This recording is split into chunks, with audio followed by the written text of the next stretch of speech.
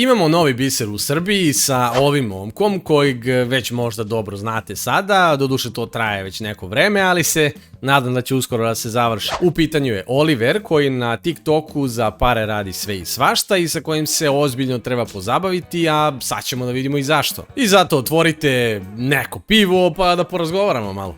Ovaj dečko na TikToku pod znacima navoda radi već duže vreme i njegov program je u najmanju ruku čudan. U pitanju su videi koji su toliko loši da postanu smešni i lako deljivi kao meme sami po sebi ako se situacija gleda površno. Glavni video koji ga je opet pod znacima navoda proslavio je ovaj. Pitam, šta će se pobiti? Nemoj me zavalati. Što, brate, šta ti je? Nakon toga, kad je došlo dovoljno ljudi da dobije mogućnost da streamuje na TikToku, krenuo je glavni problem. Jer inače ovaj video, kao i mnogi drugi videi, ne zanimaju ljude kad je u pitanju doniranje kinte i slično, a s obzirom na to da kod nas ne postoji Creator Fund, ne zanima ni TikTok. Sa streamovima je krenuo tako što je pitao ljude da doniraju kintu i da giftuju, barem po 10-20 dinara u tim nekim coinima, klasika kao i svaki drugi TikToker, moderni prosjeci, što bi rekla moja sestričina. Kada je video da to ne ide baš tako lako, kao i svaki drugi TikToker, počeo je malo da, što se kaže, lose it i tu kreću prvi mimovi u suštini sa njegovog lajva. S obzirom na to da su ljudi krenuli da dolaze na lajvove da ga gledaju, smeju mu se i potpaljuju tu vatru tako što ga zajebavaju za sve i svašta, kao i teraju da odgovara na neke gluposti i moli više za kintu, malte ne kao sa majmunom u zovrtu. On je odgovarao na zadovoljstvo svih gledalaca i pružao im neku mlaku zabavu, a oni zauzvrat donirali dovoljno para da se to nastavlja iz dana u dan. Kad je to postalo dosadno, neko se dosetio da ga pita šta bi radio za galaksiju, bukvalno nebitan gift na TikToku, dobije se otprilike 580 kinti od njega kad neko donira. Tu su naravno krenule razne ideje od ljudi koji gledaju, neke ne smijem ni da pomenem, ali su se na opšte zadovoljstvo mnogih koji danas u duhu kolektivne osude koja je krenula na ovu temu, kenjaju po istoj toj stvari koju Oliver radi za pare, našli na tome da gura glavu u WC šolju. Da, to im je bila glavna atrakcija, a to izgleda ovako.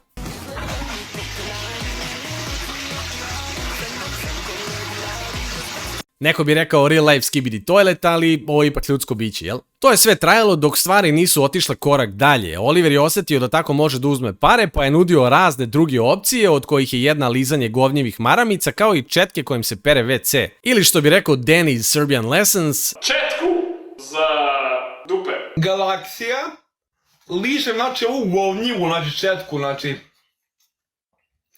govnjivu četku iz WC šolje, znači ližem, popijem vodu iz WC šolje, znači ližem četku, i ližem, dasku iz WC šolje. Nažalost, ovo je prošlo kao ideja i gomila tu debila neki koji su to gledali su donirali kintu da on to radi i umirali od smeha, jel? I dalje se isti ti klipovi šire internetom, podsmevaju mu se na isti način, sprdaju se i tako dalje. Bilo je tu i ispijenje vode iz WC šolje kao i pišačke, ali to je bio reda content, tako sam dobro razumeo. I neko će na ovo da bude u fazonu, okej, brate, svako kroji svoju sudbinu, ponuda potražnja, što mu roditelji ne zabrane, šta mene briga šta neko drugi radi, i to je istina. Ali pored svega toga, treba biti čovjek. Ono što je meni problem i što sam govorio na svojim streamovima i zašto sam bio napenaljen, jeste to da se ovo mora zaustaviti čim je krenulo, ali ne zato što sam ja u fazonu, vidi koje pare uzima, ni za šta, ja su seravam ovde ni dinar nemam. Ne, nego zato što svaki stream, svaka donacija, svaki čovjek koji ga gleda, svaka ideja koju mu date još više potpaljuje problem koji ima, a evidentno je da ga ima.